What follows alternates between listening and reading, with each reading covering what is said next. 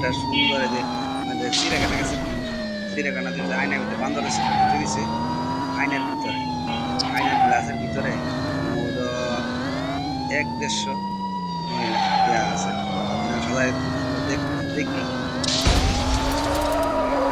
আর একটা আছে ঘরের এক ঘরে একটা এটা হচ্ছে ভিআইপি এক ঘরে একটা বই 500টা ঘর মেলা দরজা খোলা ভিআইপি লোকে একটা আছে এই ভাবিটা যে